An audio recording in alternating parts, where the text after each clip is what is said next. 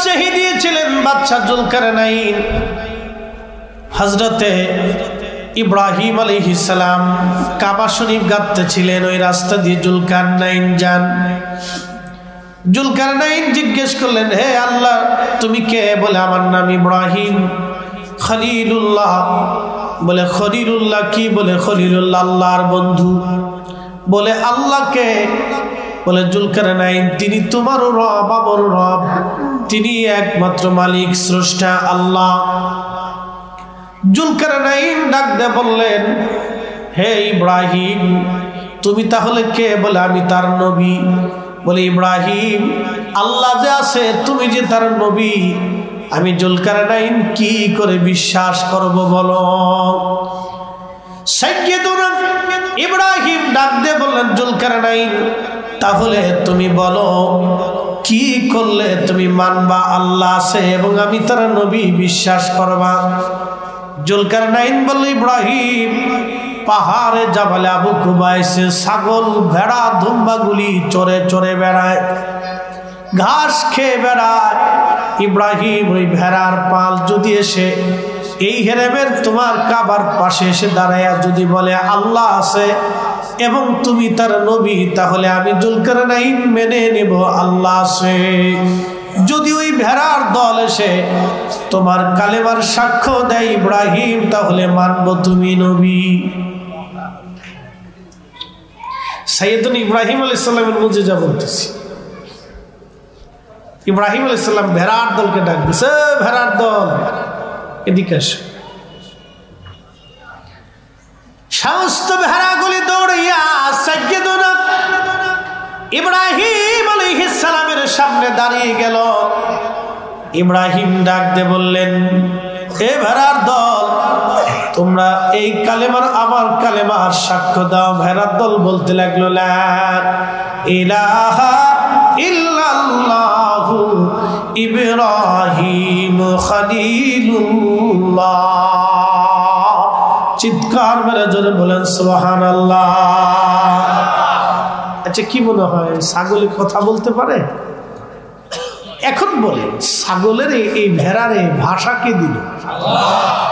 জবান খুলে কে দিল?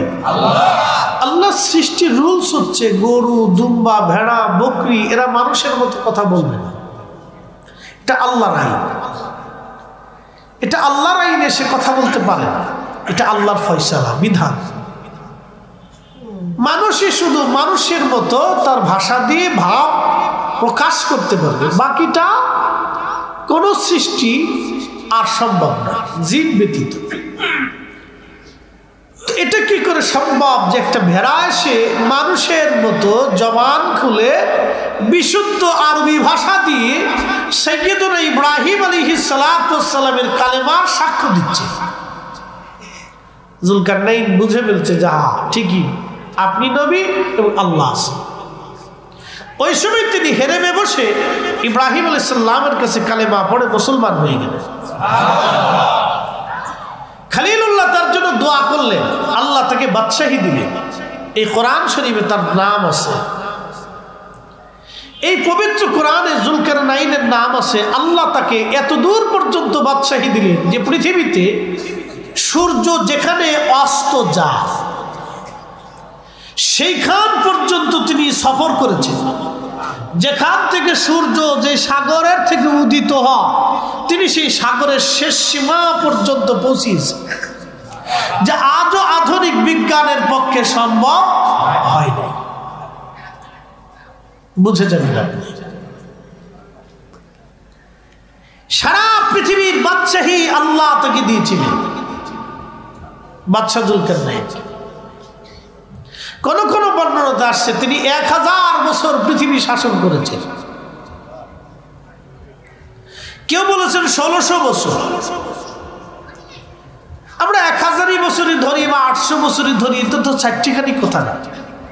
সারা পৃথিবী শাসন করেছে, সারা পৃথিবীতে তিনি ঘুরে বেরিয়েতেন। আল্লাহ ওনাকে একটা ঘোড়া দিয়েছিলেন, এই ঘোড়ার মাধ্যম দিয়ে সারা পৃথিবীতে সফর করতেন। ওনার পরে আল্লাহ আর একজনকে বাদশাহী দিলেন, তিনি সুলাইমান আলাইহিস সালাম। আল্লাহ তাকে একটা তখ্ত দিয়েছিলেন, সারা পৃথিবী শাসন করেছে। এখন প্রশ্ন করি, জবাব দিবেন, এই শাসন ক্ষমতা কি স্থায়ী না অস্থায়ী? একসাথে বলতে হবে। এই সাভারের ভিতরে শত শত হাজার হাজার কোটি টাকারও মালিক আছে না ভাই? বলেন তো, আল্লাহর সিদ্ধান্তের বাহিরে একটা ভাতের দানা বেশি খাওয়ার কোন সুযোগ কারো আছে? ব্যাংকে থাকুক, জমিনে থাকুক, ইন্ডাস্ট্রিতে থাকুক, সে হাজার হাজার কোটি টাকার মালিক হবে, কিন্তু খেতে পারবে না।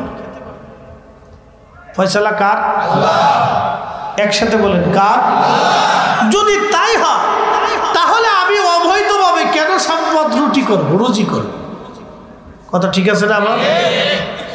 আচ্ছা বলেন, কেউ কবরে চলে গেলে আর ফিরে আসার কি কোনো সুযোগ আছে? সনাতনী যারা আছে, আমাদের দেশে হিন্দু ধর্মের যারা আছে, তাদের একটা বিশ্বাস আছে, এটা তাদের বিশ্বাস, আমি কটাক্ষ করবো না, যার যার বিশ্বাস নিয়ে শেষে থাকে। তো তাদের বিশ্বাস হচ্ছে আবার আসিব ফিরে ধানসিঁড়িটির তীরে নবান্নে এ বাংলায় হয়তো শালিকের বিষয়। তাদের বিশ্বাস হচ্ছে ভগবান আমাদেরকে আবার পৃথিবীতে পাঠাবে, হয়তো পাখি করে বা কবুতর করে, না হয় কোনো প্রাণী করে বা কোনো পশুকুল করে ভগবান আমাদেরকে আবার পৃথিবীতে পাঠাবে, এটা হচ্ছে তাদের বিশ্বাস। কিন্তু আল্লাহর ফয়সালা অনুযায়ী আর পৃথিবীতে আমাদের ফিরে আসার কি আদৌ কোনো সুযোগ আছে? নাই। ওয়ালাই ইউআখিরাল্লাহু নাফসান ইযা জাআ আজালুহা।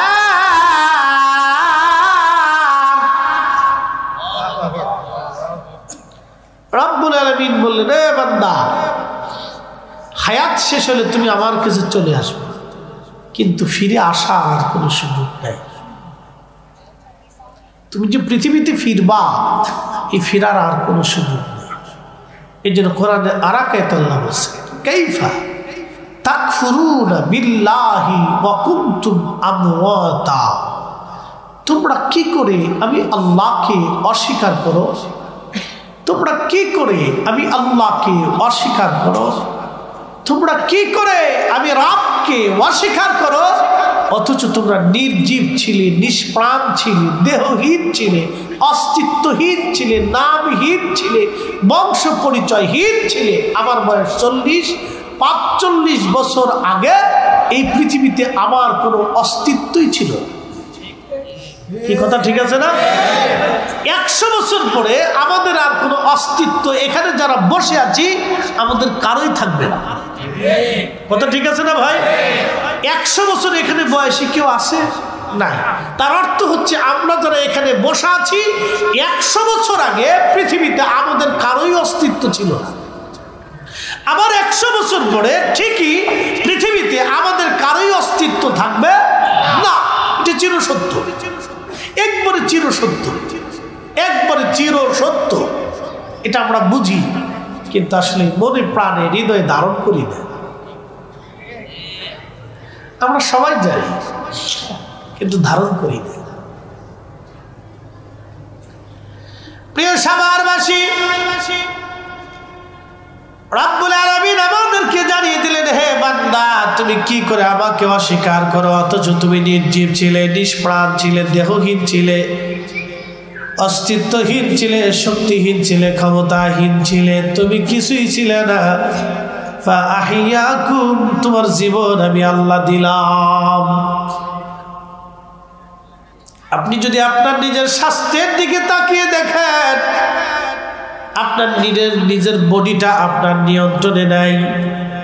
শিশুকালে একরকম, কৈশোরে আর এক রকম, বালকে ভিন্ন রকম, যৌবনে আর এক রকম, বৃদ্ধকালে আর এক রকম। এইভাবে আপনার দেহটাই পরিবর্তন পরিবর্তন পরিবর্তন। আপনার ইচ্ছা অনুযায়ী পরিবর্তন করতে পারেন না। যদি মানুষের দেহটা মানুষের ইচ্ছার উপরে থাকতো, তাহলে পৃথিবীর কোনো মানুষ বুড়া হইতো না, সবাই জোয়ান থাকতো। তাহলে আমাদের ইচ্ছার উপরে আমাদের বডি নেই, অর্থাৎ আমাদের ইচ্ছা হলেও আমরা অনেক কিছু করতে পারবো না। আমরা ইচ্ছা করলেই পৃথিবীতে বেঁচে থাকতে পারবো না। আমরা ইচ্ছা করলেই গরু যেমন এক মন খায় প্রত্যেকদিন খেতে পারবো না। প্রত্যেকদিন তিমি 110 মন খাবার একটা তিমি খায়, আপনি ইচ্ছা করলেই 110 মন খেতে পারবেন না। চিরসত্য। এর অর্থ হচ্ছে আমরা আমাদের নিয়ন্ত্রণে নেই, আমাদেরকে যিনি নিয়ন্ত্রণ করেন তিনি কে? একসাথে বলেন কে? তাহলে আইন মানবো কার? সেজদা হবে কার? জিকির হবে কার? ইবাদত হবে কার? সব আল্লাহর জন্য হওয়া উচিত। একবারে সহজ ভাষা, সুন্দর বক্তব্য।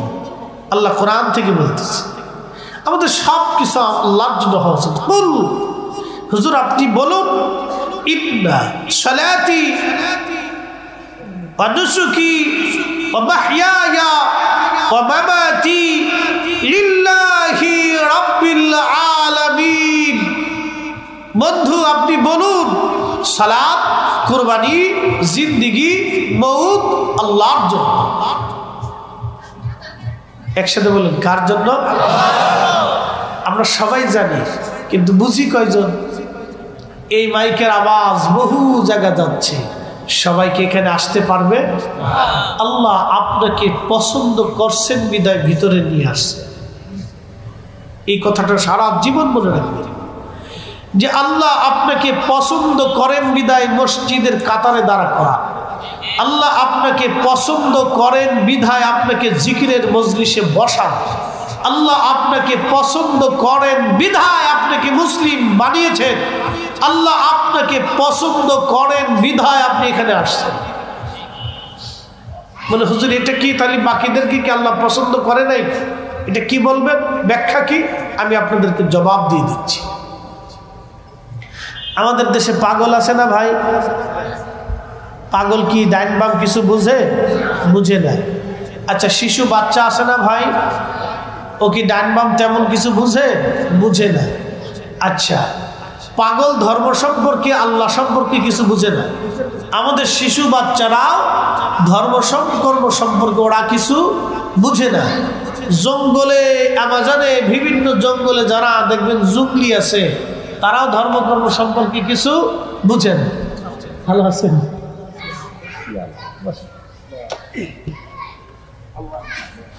তারাও কোনো কিছু বুঝে না।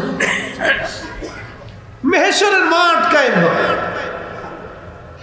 আল্লাহ বিচারপতি, আমরা সব আসামি। আমরা সবাই কি একসাথে বলেন কি? আমরা চিরসত্য, আমরা সবাই আসামি। জীবনে মিথ্যা বলছি, বক্তা শ্রোতা সবাই বলি নেই ভাই, মিথ্যা বলছি, কবিরা গুনাহ করছি। বুকে হাত দিয়ে কেউ বলতে পারবে যে কবিরা গুনাহ হয় নাই? কেউ বলতে পারবে? আপনি কি আর আমি কি? কবিরা গুনাহ করছি, তো কবিরা গুনার পরে তার তো কোনো গুনাহ নাই, এটি সবচেয়ে বড় গুনাহ। তো বড় গুনাহ আপনিও করছেন, আমিও করছি, তা আমরা সবাই কি আসামি? আমরা সবাই আসামি, আপনিও আসামি, আমিও আসামি। আসামি ছাড়া এখানে কেউ নাই, সবাই আমরা আসামি। আমরা তো আসামি, তো আল্লাহ বিচারপতি, মেহেশ্বরের মাঠে আমরা আল্লাহর আদালতে আসামি হয়ে গেছি। আমরা সবাই আসামি। সেই দিন আল্লাহ পাগলকে ডাক দিবেন, আরে পাগল তুমি কেন দুনিয়াতে আমি আল্লাহর আইন মানো নাই, আমাকে খোদা বলে জানো নাই? পাগল বলবো ইয়া রাব্বি আমারে পাগল বানাইছিলা, যদি পাগল না বানাইতা তাহলে অবশ্যই তোমাকে মেনে মেনে চলতাম। ছোট্ট বাচ্চা যারা মায়ের কোলে থেকে মারা যায়, ওই ছোট্ট বাচ্চাটাকে আল্লাহ কিয়ামতের ময়দানে ডাকবে, আমার বান্দা দুনিয়াতে কেন তুমি আমাকে মানো নাই?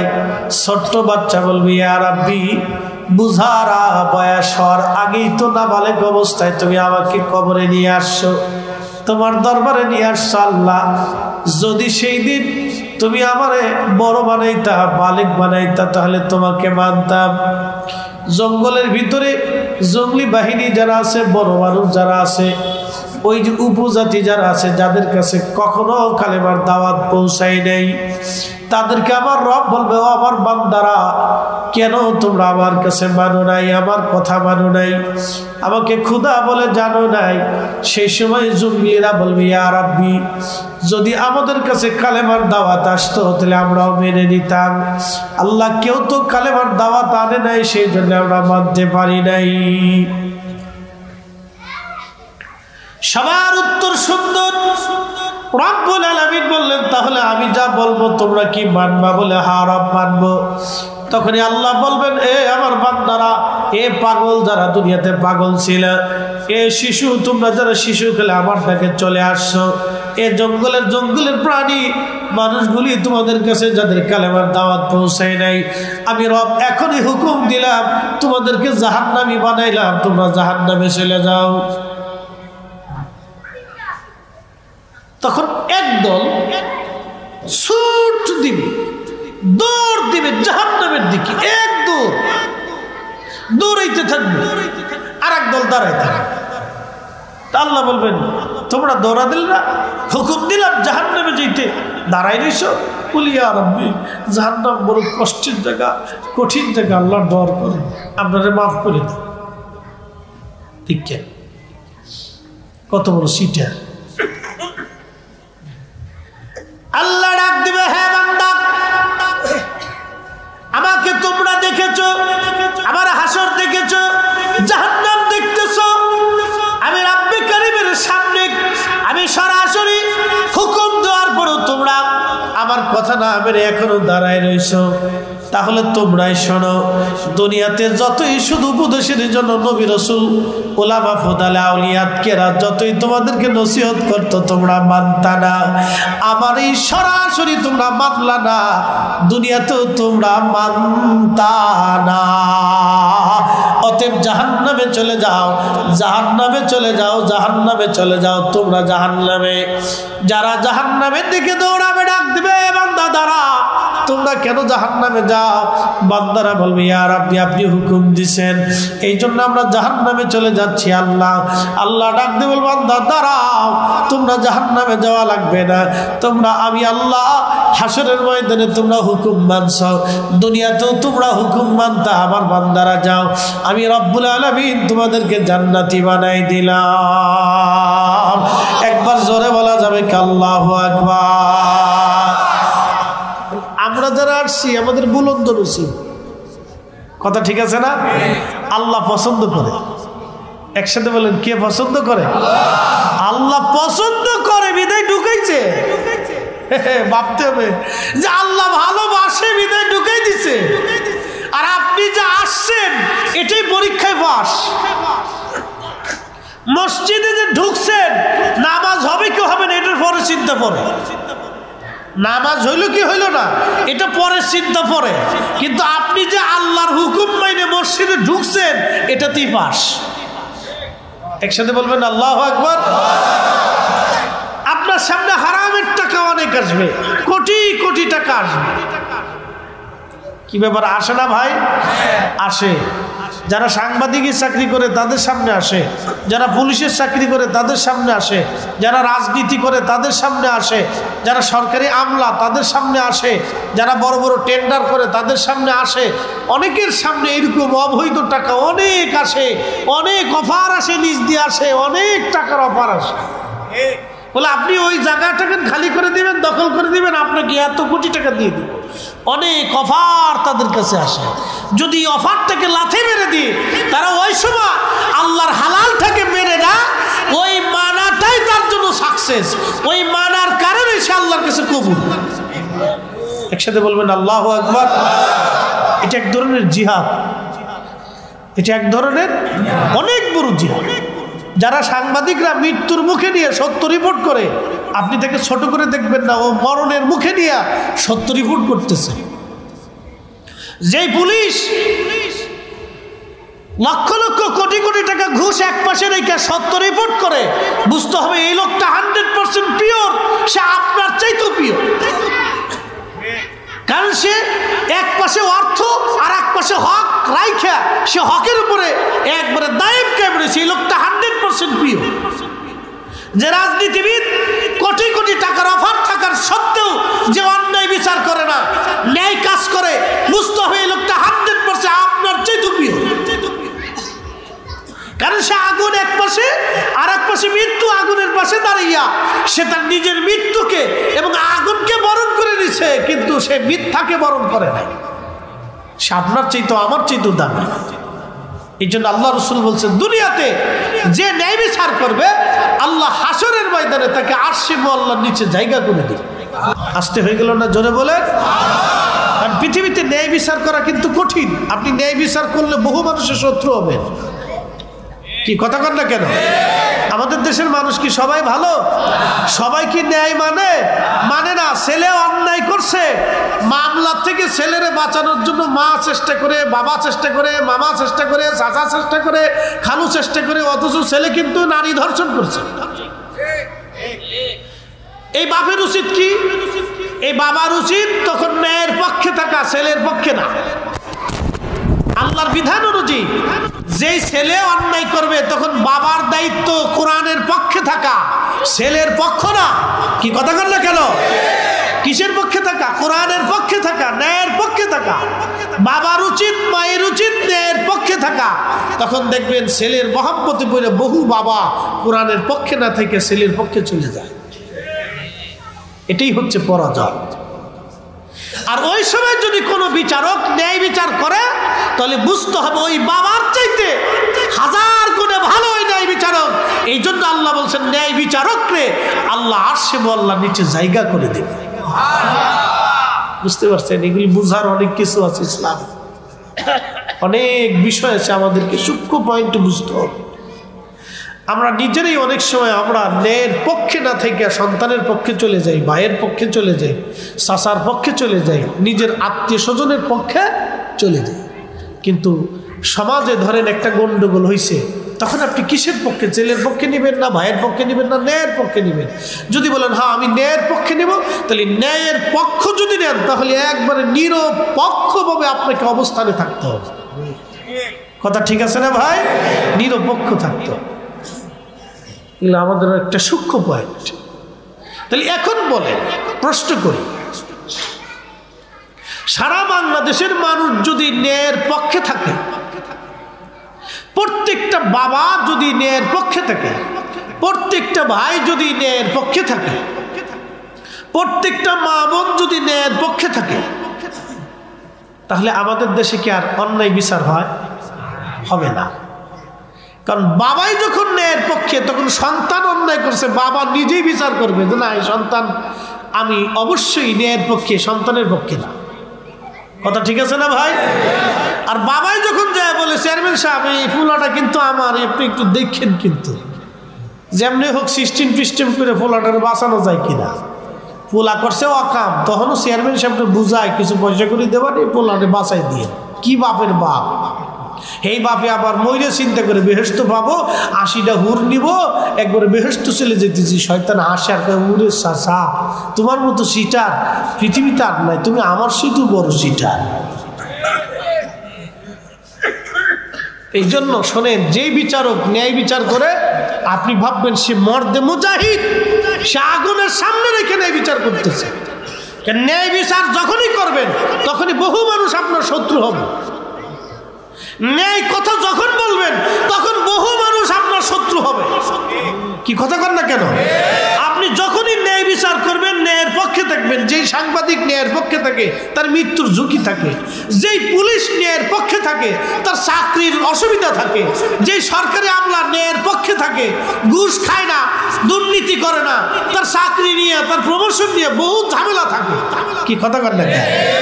যেই চেয়ারম্যান মেম্বার ন্যায়ের পক্ষে থাকে তার মৃত্যুর ঝুঁকি থাকে, যেই রাজনৈতিক নেতা ন্যায়ের পক্ষে থাকে তার শত্রু বেশি থাকে, তার মৃত্যুর ঝুঁকি থাকে। এই জন্য এই সমস্ত ব্যক্তিরা যারা ন্যায়ের পক্ষে থাকবে তাহলে বুঝবেন তারা আমাদের চাইতেও দামি, আবেগদের চাইতেও দামি। তাদেরকে মর্যাদা দিবেন, সম্মান দিবেন, তারা আলাদা সম্মানের। কারণ তারা পৃথিবীতে না থাকলে তাহলে পৃথিবী অন্ধকার হয়ে যেত, ন্যায় নষ্ট হয়ে যেত, অন্যায় আসতো, আসমান থেকে বৃষ্টি বন্ধ হইতো, জমিনে শস্য উৎপাদন বন্ধ হয়ে যেত, আল্লাহ পাথর নিক্ষেপ করতো, সময়ে সময়ে আল্লাহ গজব নিক্ষেপ করতো, যদি এই ন্যায় পৃথিবীতে না থাকতো। এই জন্য ন্যায় কাজ করে যারা, তাদেরকে আপনারা বেশি পছন্দ করেন। তারা আমাদের চেয়ে শ্রেষ্ঠ, আল্লাহর কাছে মর্যাদাবান। এগুলো সূক্ষ্ম পয়েন্ট। আল্লাহ আমাদেরকে এগুলি বুঝার তৌফিক দিক, সকলে বলে না আমিন। প্রিয় উপস্থিতি, খুব মনোযোগ দিবেন। বিশ্ববিখ্যাত একজন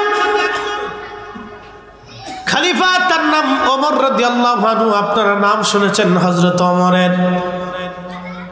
যদিও এর কথা আসছে, আপনি যদি চিন্তা করেন আমাদের দেশে কতজন মানুষ আছে, কতজন মুসলমান আছে, মুসলমানের হিসাব পরে করেন মানুষ কয়জন আছে, আপনি হিসাব করেন মানুষ কয়জন আছে। বলে হুজুর মানুষ কিভাবে চিনব? যদি মানুষ চিনতে চান তাহলে টাকা হাওলাত দিবেন, মানুষ যদি চিনতে চান দোকানে বাকি দিবেন, মানুষ যদি চিনতে চান তাহলে আপনি আপনার নিজের যুবতী কন্যাটাকে রাত 10টার সময় রাস্তায় ছেড়ে দিয়ে বলবেন তুমি ঢাকা গাবতলী থেকে ঘুরে আসো, তাহলে বুঝবেন যে দেশে মানুষ কয়টা আছে। আর যদি আরো মানুষ চিনতে চান তাহলে ঘরের দরজা খুলে ঘুমাবেন, তাহলে আপনি মানুষ চিনবেন যে কত মানুষ আছে দেশে। কি কথা কন না, কত মানুষ আছে দেখবে যে খালি দরজা জানলা খুলে ঘুমাই থাকবে, আর বেশি কিছুর দরকার নেই, তাহলে দেখবে যে মানুষ কত আছে। তো যদি আরো বুঝতে চান তাহলে মসজিদের দরজা জানলা খুলে রাখবেন, তারপরেও বুঝবেন যে মানুষ খারে কম। মসজিদের টাকা তার কুত্তায় চুরি করে না, এটা মানুষই করে। কোনো হিন্দু চুরি করে না, এটা মুসলমানেরই করে। কি কথা কর না কেন? কোনো হিন্দুর কলিজায় সাহস হয় না যে মুসলমানের মসজিদে চুরি করবে। হিন্দুরা এটা সাহস করে, এটা ভারতে করতে পারে কিন্তু বাংলাদেশে করে না। মুসলমানই চুরি করে, আল্লাহর মসজিদে চুরি করে। ছি ছি ছি, মুসলিম কল্পনা করতে পারবেন? এটাও আছে। এই জন্য মানুষ, আপনি মুসলমানের হিসাব পরে করেন, আগে মানুষের হিসাব করেন যে মানুষ কয়জন আছে, তাহলে বুঝতে পারবেন যে মানুষ কয়জন। এই জন্য এর ভিতরে যারা ভালো কাজ করে, ভালো মানুষ আছে, তাদেরকে গুরুত্ব দিবেন, মর্যাদা দিবেন, সম্মান দিবেন, যেন এরা মানুষ। হাজার ভেজালের ভিড়ে যদি কোনো ব্যক্তি ন্যায় বিচার করে তাহলে বুঝবেন এটা অনলি 1% মানুষ, তাকে সম্মান করবেন যেন একটা মানুষ। যেই লোকটা এখনো একটা মানুষ, যে খোলাফায়ে রাশিদের নীতিতে সে এখনো বহাল আছে, যে ন্যায় কথা বলে, সত্য কথা বলে, ন্যায়ের পক্ষে থাকে, এই লোকটা মানুষ, তাকে সম্মান করবেন, হাজার শ্রদ্ধা করবেন যেন একটা মানুষ। আমি আপনাদেরকে চিনাই দিয়ে দিচ্ছি,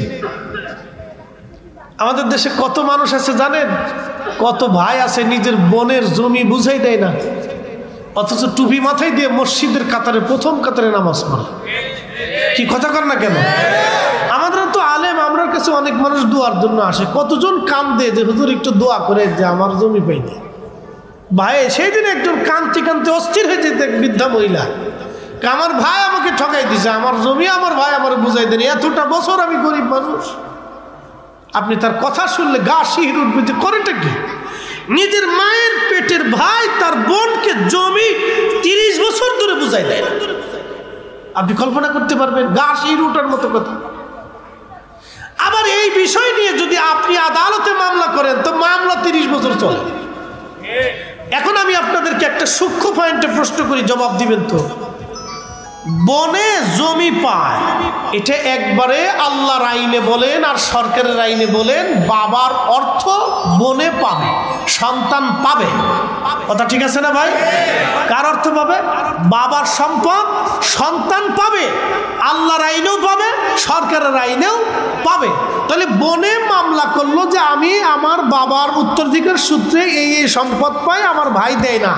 এই মামলা 10 বছর চলার কি আছে? তো 7 দিনে শেষ হয়ে যাওয়ার কথা। কি কথা ঠিক আছে না? আদালত 10 বছর নিবে কেন? আমার প্রশ্ন হলো এটা, আদালত কেন 10 বছর এই মামলা নিবে? এটা তো 7 দিনে শেষ হবে। 7 দিনে বিচারক পুলিশ প্রধানকে ডেকে বলবেন, এই উনি আল্লাহর আইনে, সরকারের আইনে বাবার সন্তান, সে সম্পদ বুঝে পায়, এত শতাংশ সম্পদ সে পাবে। আপনি পুলিশ প্রধান অথবা আপনি ওসি সাহেব, আপনি উপস্থিত থেকে তার সম্পদ ভাগ বাটোয়ারা করে বুঝিয়ে দিয়ে, আপনি অত তারিখে বুঝিয়ে দিয়ে আসে আমাকে রিপোর্ট পেশ করবেন, শেষ। এই আদালতে যাও, হেনে যাও, হেনে যাও, হেনে যাও, আগামীকাল রায়, 3 মাস পরে রায়, 6 মাস পরে আবার কোর্ট, 10 মাস পরে কোর্ট। কি এক পাগলের দেশে বাস করতেছি রে ভাই। এগুলো চলতেছে। প্রিয় উপস্থিতি, আল্লাহর আকাশ থেকে আমাদের জন্য বৃষ্টিপাত বন্ধ হবে যদি পৃথিবীতে ইনসাফ না থাকে। জমিনে শস্য নষ্ট হবে যদি ইনসাফ না থাকে। আকাশ থেকে পাথর বর্ষিত হবে যদি ইনসাফ না থাকে। আপনি হজ করে কি করবেন যদি আপনার ভিতর ইনসাফ না থাকে? আপনি হজে হেরেমে যে আল্লাহর কাছে ক্ষমা চেয়ে কি করবেন যদি খাবার হারাম থাকে? কি কথা ঠিক আছে না ভাই? আপনি কাবা ঘর ধরে দোয়া করতেছেন, ইয়া রব, ইয়া রব, ইয়া আল্লাহ, ইয়া আল্লাহ, আপনি মাফ করে দেন, মাফ করে দেন। আপনার পোশাক হারাম, আপনার খাবার হারাম, আপনার পানি হারাম, তো বলেন আপনি কাঁদতেছেন, ইয়া রব, ইয়া রব, আপনার পোশাক হারাম, খাবার হারাম, আপনার পানি হারাম, আপনি কাবা ধরে কাঁদতেছেন, ইয়া রব, ইয়া রব, আপনি মাফ করে দেন, মাফ করে দেন, মাফ করে দেন, কিন্তু আপনার ভিতরে হারাম। আল্লাহ আর ইসলাম আপনাকে বুঝতে হবে। এই জন্য আমাদেরকে আল্লাহ এই কোরআনের বিধানে আল্লাহ আমাদেরকে একটা উপদেশ দিয়েছে। আল্লাহু আকবার ওয়া লিল্লাহিল হামদু বিসমিল্লাহির রাহমানির রাহিম।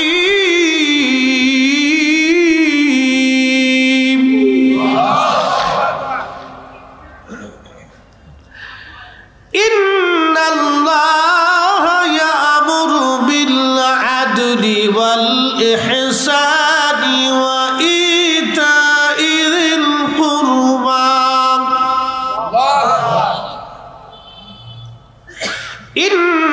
ইন্নাল্লাহা ইয়া'মুরু বিল আদলি, নিশ্চয়ই আমি রব তোমাদেরকে হুকুম করলাম তোমরা পৃথিবীতে ন্যায় কাজ করবা, অন্যায় করবা না। ন্যায়কে সমর্থন করবা, অন্যায়কে সমর্থন করবা না। ফয়সালা আমাদের না, ফয়সালা আল্লাহর। তোমরা ন্যায় করবে, অন্যায় করবে না। প্রিয় উপস্থিতি, হযরত ওমর রাদিয়াল্লাহু আনহুর জামানাতে হিমস, বর্তমান যেটা সিরিয়াতে একটা প্রদেশের নাম হিমস, আলেপ্পো হিমস, দামেস্ক সিরিয়ার একটা প্রদেশের নাম হিমস। এই হিমস প্রদেশে হযরত ওমর একজন গভর্নর পাঠালেন। গভর্নরের নাম সাইদ ইবনে আমির রাদিয়াল্লাহু আনহু। রাসূল কারীমের সাহাবী, রাসূল কারীমের সাহাবী হযরত সাইদ ইবনে আমির রাদিয়াল্লাহু আনহুকে গভর্নর হিসেবে পাঠানোর পরে হযরত ওমর চিন্তা করলেন, আমি একটু হিমসে যে হিমসের অধিবাসীদের খবর নিয়ে আসি। সুদূর মদিনা থেকে সিরিয়ার হিমসে চলে গেলেন। হিমসের সেন্ট্রাল মসজিদে বসে হযরত ওমর সব মুসল্লি সিরিয়ানবাসীদেরকে ডেকে বললেন, হে সিরিয়ানরা, বলো এই গভর্নর নিয়ে তোমাদের কি কোনো মতামত আছে কিনা, তোমাদের কোনো বক্তব্য আছে কিনা, তোমরা বলো। তখন এই হিমসের যিনি জনগণ ছিলেন তারা বলেন, আমিরুল মুমিনিন, এই গভর্নর নিয়ে আমাদের 3টা প্রশ্ন আছে, 3টা আমাদের কথা আছে। বলে কি কথা, বলো, আপত্তি কি? তখন লোকেরা বলল, আমিরুল মুমিনিন, প্রথম আপত্তি হলো এই গভর্নর প্রত্যেক দিন সকালবেলা দেরিতে তিনি গভর্নর হাউজে আসেন, দেরি করে তিনি সরকারি কাজে আসেন, আগে আসেন না। কারণটা কি? কেন তিনি নির্দিষ্ট টাইমে আসেন না? তার দেরি কেন হয়? হযরত ওমর বললেন, সাইদ ইবনে আমির, আপনি আল্লাহর নবীর সাহাবী রাসূল, আপনি হিমসের গভর্নর, আপনি জবাব দিয়ে দেন। সাইদ ইবনে আমির রাদিয়াল্লাহু আনহু বলেন, আমিরুল মুমিনিন, বিষয়টা গোপন রাখতে চেয়েছিলাম, যেহেতু প্রকাশ হয়ে গেছে বলতেই তো হবে আজ। আমিরুল মুমিনিন, আপনি শুনে যান, আপনি জেনে রাখেন, হুজুর, গভর্নরি ভাতা হিসেবে প্রত্যেক মাসে যে টাকা আমার আসে, এই গভর্নরি ভাতা তো আমি গ্রহণ করি না, আমি সামান্য বাইতুল মাল থেকে কোনো রকম আমার মাসে চলে এমন অর্থ আমি গ্রহণ করে থাকি।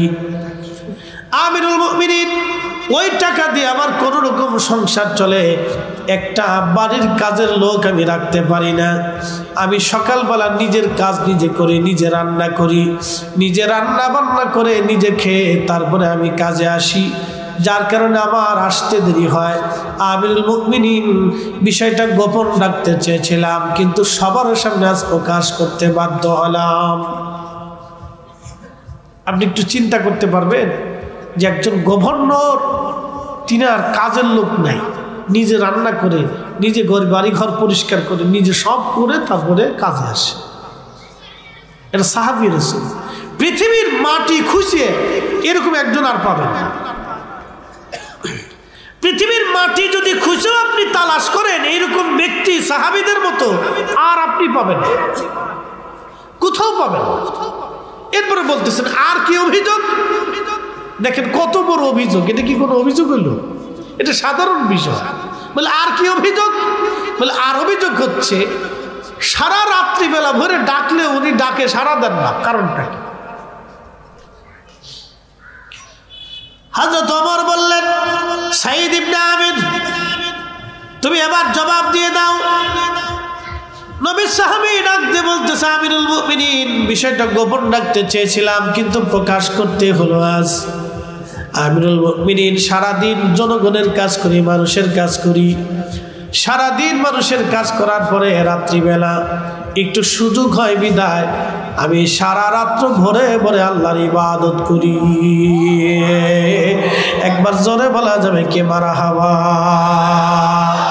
আচ্ছা কি বুঝলেন? যে লোকটা সারা রাত্র ইবাদত করে তারে দিয়ে কি আমানতের খেয়ানতের কোনো সম্ভাবনা আছে? এক চুল পরিমাণও নেই। এই জন্য ওই সময়কার মানুষ শ্রেষ্ঠ ছিল। রাসূল বলতেন, খায়রুল কুরুনি সুম্মাল্লাযীনা ইয়ালুনাহুম সুম্মাল্লাযীনা ইয়ালুনাহুম, আমার এবং আমার সাহাবীদের জমানা উত্তম, আমার পরে তাবিঈদের জমানা উত্তম, তারপরে তাবিঈদের জমানা উত্তম। এরপরে রাসূল বললেন তারপরে শুধু ফিতনা ফিতনা ফিতনা ফিতনা ফিতনা সুলতানু জিল্লুল্লাহি ফিল আরদ। হে আমার উম্মত শুনে রাখো, তারপরে রাজা বাদশারা আসবে, রাজা বাদশাদের কাছ থেকে ফিতনা ফাসাদ আসবে। আমার উম্মতরা তোমরা শোনো, সুলতানু জিল্লুল্লাহি ফিল আরদ, আর শাসক গোষ্ঠীরা হচ্ছে জমিনে আল্লাহর ছায়া। আল্লাহ যেমন সবাইকে খাবার দেয়, ছায়া দেয়, নিরাপত্তা দেয়, হিন্দু বৌদ্ধ খ্রিস্টান শিখ নাসারা জৈন মাজুসি মুসলিম সবাইকে যেমন আল্লাহ খাইতে দেয়, পড়তে দেয়, নিরাপত্তা দেয়, ওষুধ দেয়, চিকিৎসা দেয়, তো রাষ্ট্রপ্রধানরাও এইরকম তার দেশের নাগরিককে সবাইকে ওইরকম নিরাপত্তা দিবে, খাদ্য দিবে, বাসস্থান দিবে, খাদ্যের নিরাপত্তা, চিকিৎসার নিরাপত্তা, রাস্তার নিরাপত্তা, ঘুমানোর নিরাপত্তা, বস্ত্রের নিরাপত্তা, সব সুযোগ সুবিধা নিরাপত্তা রাষ্ট্রের শাসকরা তাদেরকে দেবে।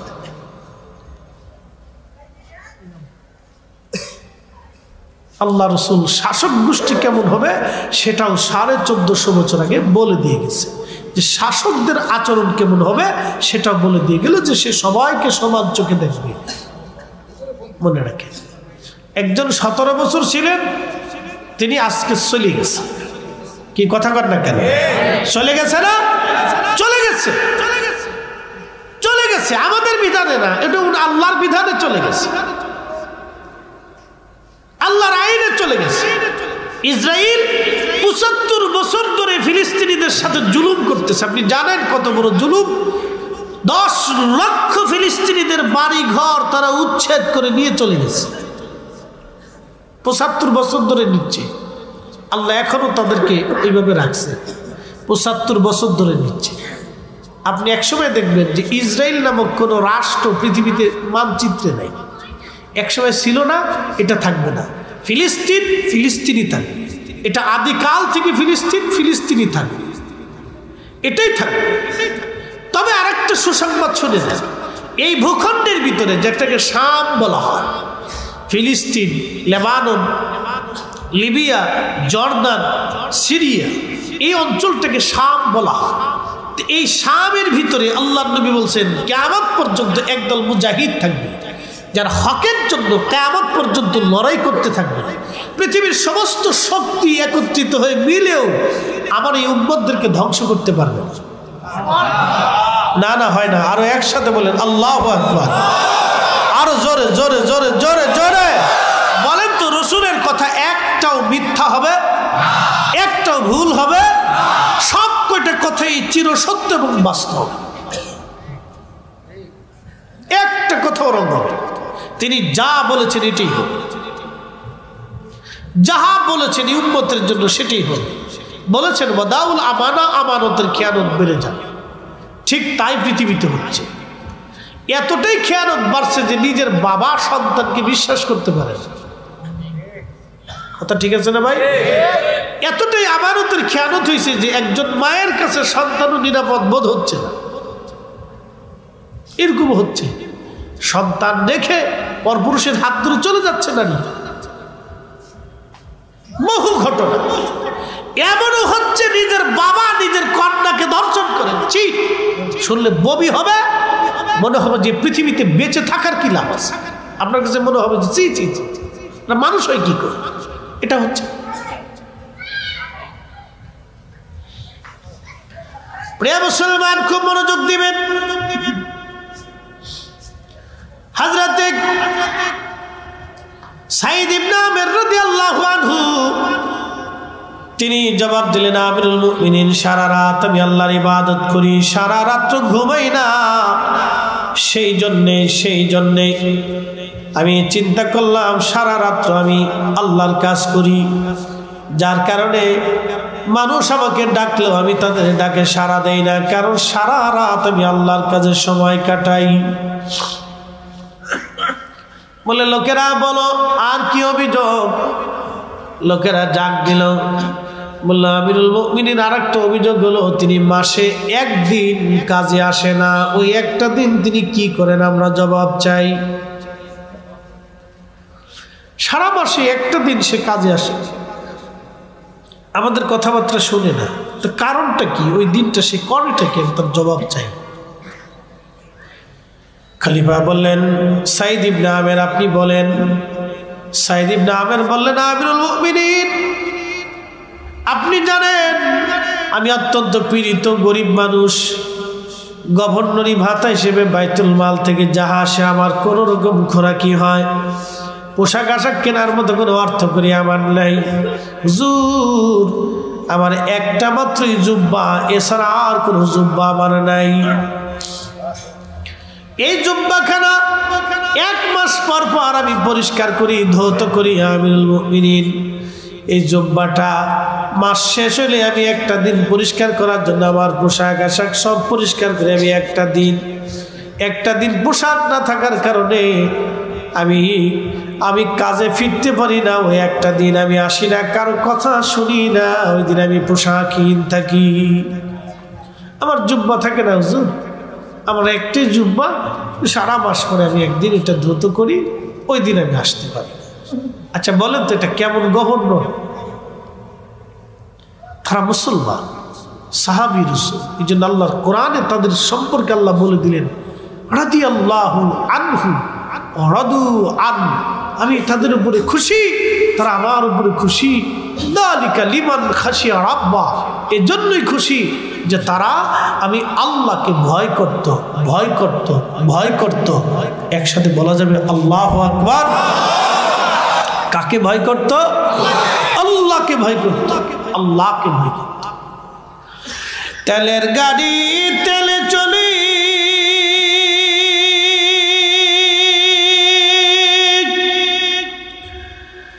হাওয়ার গাড়ি হাওয়ায় উড়ে, বিনা তেলে চালায় গাড়ি নবী সুলাইমান।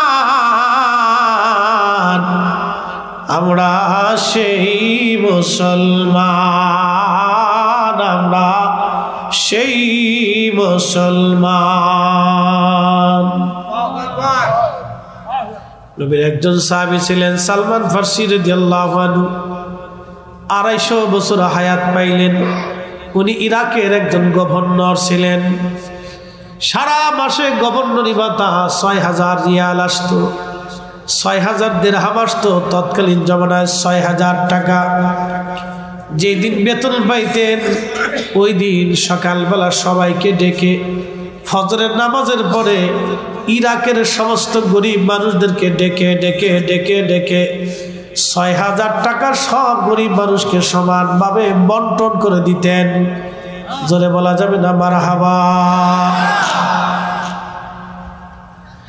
সাহাবী রাসূলের ইন্তেকালের সময় চোখের পানিগুলি বে বে বে বে পড়ে যাচ্ছে।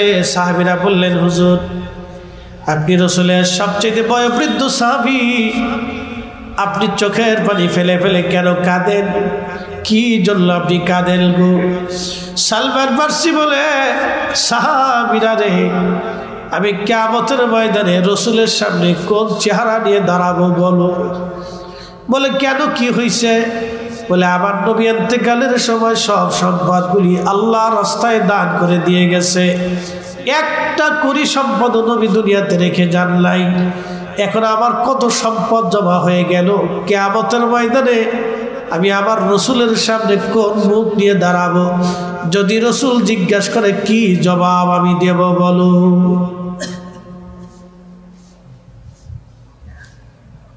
খুব মনোযোগ দিয়ে, তখন উনি খুব কাঁদতেছিলেন।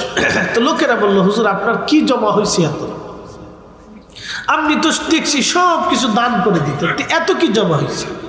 আমার এত মাথার পাগড়ি আছে, একটা আবা আছে, একটা জুব্বা আছে, একটা লাঠি আছে, কাঠের লাঠি, একটা কাঠের পিয়ালা আছে, আর একটা কাঠের কাপ আছে, গ্লাস আছে।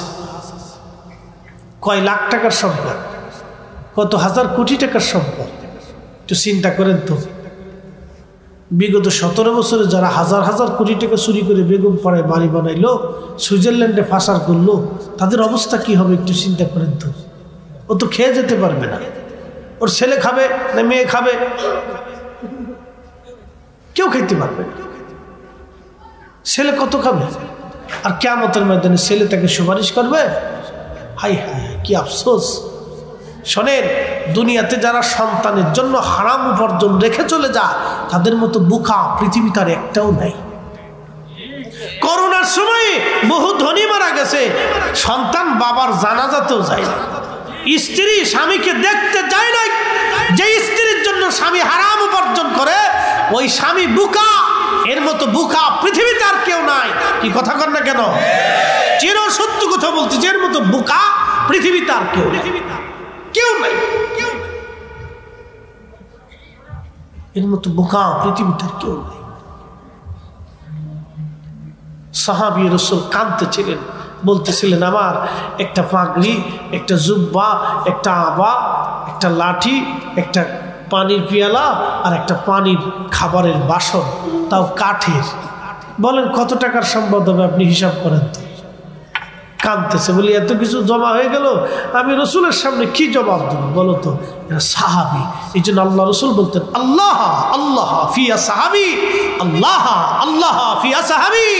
হে আমার উম্মত, সাহাবীদের ব্যাপারে তোমরা সতর্ক থাকবে, সাহাবীদের ব্যাপারে আল্লাহকে ভয় করবে। লা তাত্তাখিদুহুম গারাদাম মিন বাদি, আমার ইন্তেকালের পরে আমার কোন সাহাবী সম্পর্কে সমালোচনা করবে না, বাজে কথা বলবে না, তাদের ত্রুটি অন্বেষণ করবে না, খাতা বের করবে না, তাদের ভুল ধরবে না। মান আহাব্বাহুম ফাবিহুব্বি আহাব্বাহুম আমান আবগাদানি ফাবিবুগদি আবগাদাহুম। যে তাদেরকে ভালোবাসবে সে আমি রাসূলকে ভালোবাসবে, যে তাদেরকে গালি দিবে সে আমি নবীকে গালি দিবে, যে তাদেরকে কষ্ট দিবে সে আমি রাসূলকে কষ্ট দিবে, যে তাদেরকে ভালোবাসবে সে আমি রাসূলকে ভালোবাসবে। একসাথে বলা যাবে মারহাবা। এটা কারা? সাহাবী। জোরে বলেন কারা? জোরে বলেন তারা কারা? সাহাবী। সাহাবী। চিন্তা করতে পারছেন? সে কাঁদতেছে, আমি গেলে কি করব? তখন তিনি ওসিয়ত করে বললেন, আমার ইন্তেকালের পরে আমার এই জুব্বার আবার যে কাপড়টা আছে, এটা দিয়ে তোমরা আমার কাফনের কাপড় বানাবা, ফাগরির কাপড় দিয়ে আমার কাফনের কাপড় বানাবা। বাকি যত কাপড় থাকে এটা গরিব মানুষকে দান করবা। আমার কাঠের পিয়ালা, পানির পিয়ালা, হাতের লাঠিটাও গরিব মানুষকে দিয়ে দেবা। আমি দুনিয়াতে কিচ্ছু রেখে কবরে যেতে চাই না। আমি রসুলের সামনে কি জবাব দেব যদি রসুল আমাকে জিজ্ঞাসা করে? এই জন্য তিনি আশিকে রসুল ছিলেন। আশিক রসুল হজরত ওয়াসাল কারনি, আশিক রসুল হজরত সালমান ফারসি রিদওয়ানুল্লাহি তাআলা আলাইহিম আজমাইন। সাহাবী। রোম সম্রাট কিছু সৈন্য যুদ্ধে ধরে নিয়ে গেল। তো তাদের মধ্যে হযরত ওমরের জমানাতে রোমানরা মুসলিমদেরকে ধরে নিয়ে গেল। তাদের মধ্যে একজন সাহাবী ছিলেন আব্দুল্লাহ ইবনে হুযায়ফা। আব্দুল্লাহ ইবনে হুযায়ফাকে ধরে নিয়ে গেছে। তো রোম সম্রাট শুনছে যে বন্দী সৈন্যদের ভিতরে রসুলের একজন সাহাবী আছে। তো রোম সম্রাট রসুলের অনেক অনেক মুজেজা কথাবার্তা অনেক কিছু শুনছে। আরো শুনছে যে সাহাবীরা খুব তেজদীপ্ত, খুব ঈমানওয়ালা, খুব বিশ্বাসীওয়ালা, খুব ইয়াকিনওয়ালা। তারা ধরন, চেহারা, স্বাস্থ্য দেখতে তারাই ভিন্ন রকম। এখন রোম সম্রাটের ইচ্ছা হলো তাহলে আমি একটু সাহাবী টেস্ট করে দেখতে চাই, সাহাবী দেখতে চাই। একসাথে বলেন আল্লাহু আকবার। এখানে বসে আছেন, পছন্দ কার? না না, জোরে বলেন কার? এর চেয়ে লক্ষ গুণ মানুষ কিন্তু সাভারে আছে। এই অঞ্চলে 100 গুণ মানুষ এই সাভারে আছে। এখানে আমি আসবো আমি জানি না। আমার সেই দাখিলের ক্লাসমেট, আমার বন্ধু যেন আবুল কালাম ভাই, আমরা একই এলাকার ছেলে, একই ওয়ার্ডে। আমরা দাখিল সেকশনে একসাথে পড়াশোনা করছি। বন্ধু এখন ইসলাম ব্যাংকে চাকরি করে, তা আমি এই লাইনে চলে আসছি। আমার সে বহু বছর পরে আমার মসজিদে গেছে যে দোস্ত আমার একটু সময় দিত। তা আমি তো প্রোগ্রাম আমার আজকে লাগে টাঙ্গাইলের ঘাটাইলে, তা বলছে ওখানে 11টা 11:30 মাইক ধরবো, ওই বাদ আসা একটু সুযোগ দেওয়া দরকার, আসেন বাদ আসে আসেন। আরও সাথে আর কয়েকজন মেহমান গেছিল, আমি যদিও তাদেরকে সমাদর করতে পারিনি, কিন্তু তো তখন আমি চিন্তা করলাম ঠিক আছে দেবো ইনশাল্লাহ। শোনেন একটা কথা বলি, আমরা যেই পীরের মুরিদ হই না কেন, দিন শেষে এটাকেই মানতে হবে। কি আসতে বলেন কেন? জোরে বলেন না না, একসাথে বলেন। আপনি যেই দল করেন না কেন, দিন শেষে কিন্তু এই কিতাব আপনাকে মানতেই হবে। এর বাহিরে এক চুল পরিমাণ গেলেও হবে কথা কন না কেন? হবে না, এটাকে মানতে হবে। এখানে যেটা হালাল আছে সেটা হালাল, যেটা হারাম আছে সেটা হারাম, যেটা বৈধ আছে সেটা বৈধ, যেটা অবৈধ আছে সেটা অবৈধ। কথা ঠিক আছে না ভাই? এটা সবার, সব মুসলিমদের জন্য সমান, সব পীরের মুরিদদের জন্য সমান, সব তরিকার মানুষের জন্য এটা সমান। যে মানে সে ঠিক, যে মানে না সে বেঠিক। কি কথা কন না কেন?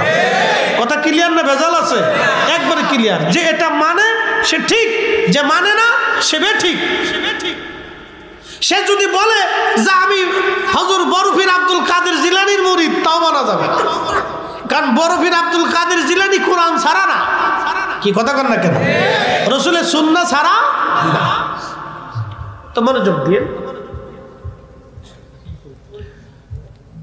এই যে রোম সম্রাট নবী সাহাবী আব্দুল্লাহ ইবনে হুযায়ফাকে ডেকে নিয়ে গেলেন। সভাসদ, রাজা বাদশাদের সভাসদ তো বুঝেন, তিনি সিংহাসনে বসে আছেন। সামনে বন্দী সাহাবী এবং বন্দী সেনাদেরকে ধরে নিয়ে আসছে। রোম সম্রাট বললেন এদের মধ্যে কয়েকজনকে হত্যা করেন আর সাহাবী রাসূলকে এক পাশে রেখে দেন।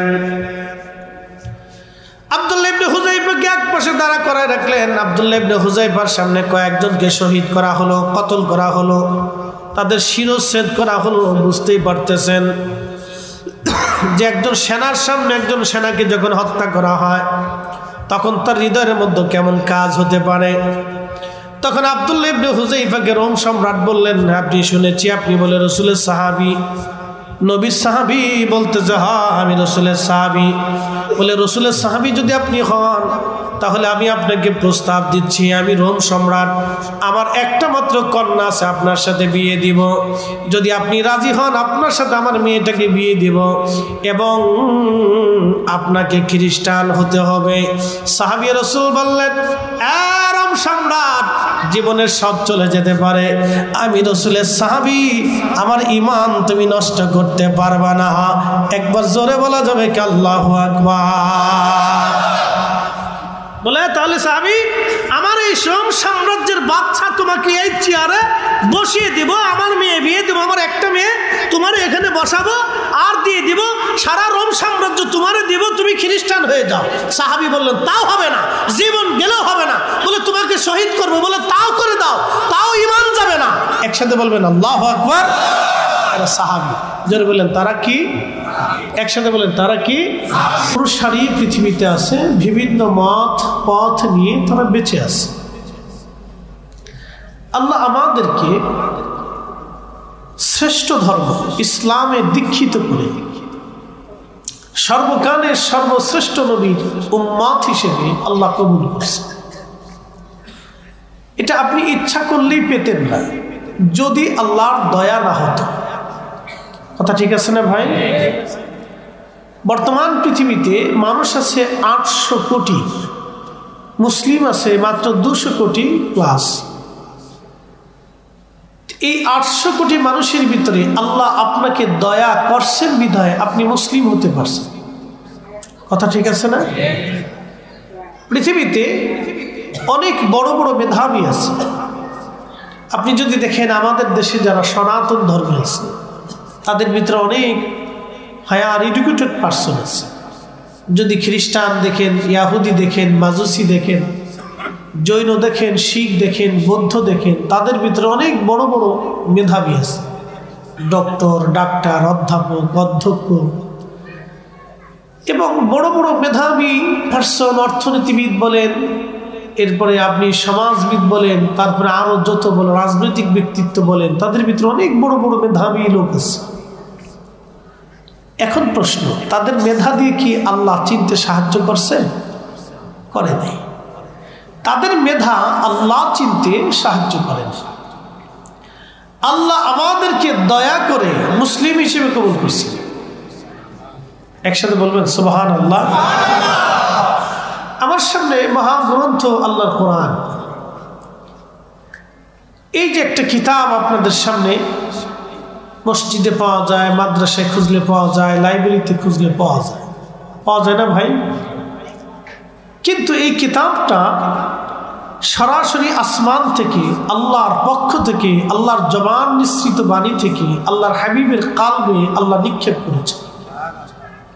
একসাথে বলবেন সুবহানাল্লাহ। আল্লাহ তার রসুলের কালব মুবারক এটা নাজিল করেছে। যখন আয়াতগুলি আসতো তখন আল্লাহ নবী ঘেমে চুপসে যেতেন। তিনি মাটির উপরে বসা থাকলে দেবে যেতেন। উটের পৃষ্ঠে চড়া থাকলে উটের পিঠ তখন বাঁকা হয়ে উটের পাগুলি মাটির মধ্যে বসে যেত। এই কোরআনের এক আয়াতে আল্লাহ বলেছেন, লাউ আনজালনা হাদাল কোরআন লারাআইতাহু। নবী গো, আমি যদি এই কোরআনকে পাহাড়ের উপরে নিক্ষেপ করতাম, লারাআইতাহু, আপনি দেখতেন, লক্ষ্য করতেন, খাশিআন মুতাসাদ্দিআন মিন খাশিয়াতিল্লাহ, আমি আল্লাহর ডরে ভয়ে এই পাহাড় গলে মিসমার হয়ে যেত। তাহলে আপনি বুঝেন যে কোরআনের ওজনটা কত হতে পারে। যদিও এটা 250 গ্রাম, বাহ্যিকভাবে আপনি বুঝতে পারতেছেন। এটা আপনি কাগজের পৃষ্ঠার ভিতরে লেখা আছে, কিন্তু মূল বাক্যগুলি কোনো সৃষ্টি না। এটার কাগজ সৃষ্টি, কালি সৃষ্টি, কিন্তু কথা সৃষ্টি না। কথা আল্লাহ। একসাথে বলেন, কথা কার? আল্লাহ। এই কোরআনের একটা মাসালা আছে, এই কোরআনের উপর একটা বিশ্বাস আছে, আকীদা আছে। আমাদের আকীদা আহলে সুন্নাত ওয়াল জামাতে আকীদা হচ্ছে কোরআন শরীফ আল্লাহর কালাম। কোরআন কার কালাম? আল্লাহর কালাম। যেমন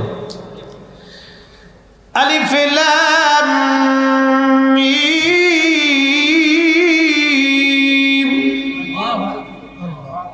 এই যে তিনটা হরফ আলিফ লাম মিম, এই শব্দগুলি পৃথিবীর কোনো ব্যক্তির, কোনো সাহিত্যিকের, কোনো কবির লিখিত নাই।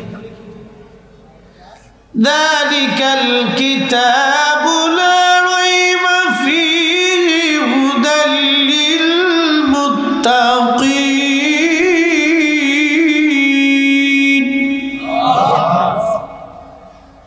এই কোরআনে আল্লাহ বলতেছেন যালিকাল কিতাবু লা রাইবা ফীহি হুদাল লিল মুত্তাকিন, হ্যাঁ এমন এক গ্রন্থ যার ভিতরে কোনো সংশয় সন্দেহ নেই।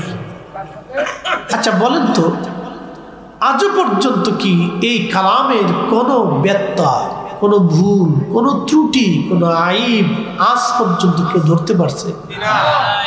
পৃথিবীর বহু মেধাবীরা বহু বছর সাধনা করেছে, দেখি কোথাও কোনো ত্রুটি ধরা যায় কিনা, কিন্তু আদতেও সম্ভব হয় না।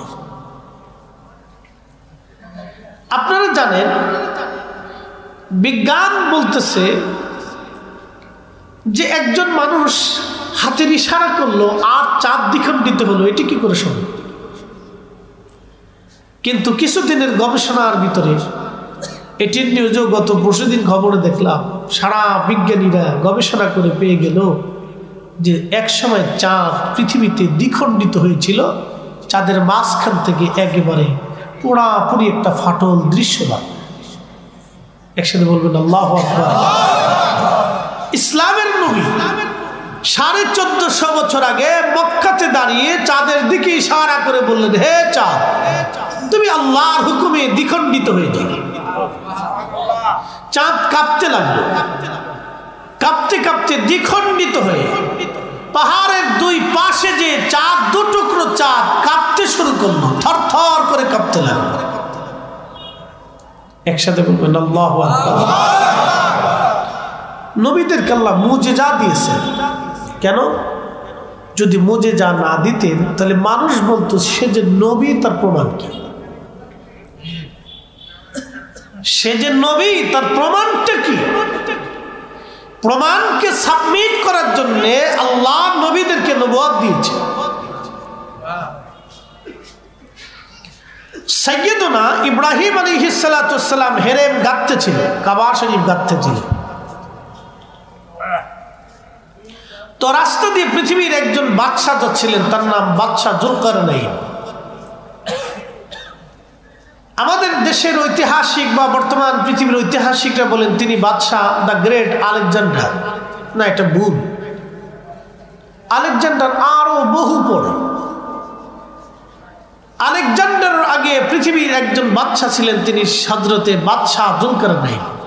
পৃথিবীর প্রত্যেকটা ইঞ্চি মাটির বাদশাহী আল্লাহ তাকে দিয়েছিলেন। একসাথে বলেন আল্লাহু আকবার। না না হয় না, আরো জোরে বলেন, আরো আগে জোরে। 5ই আগস্টের আগে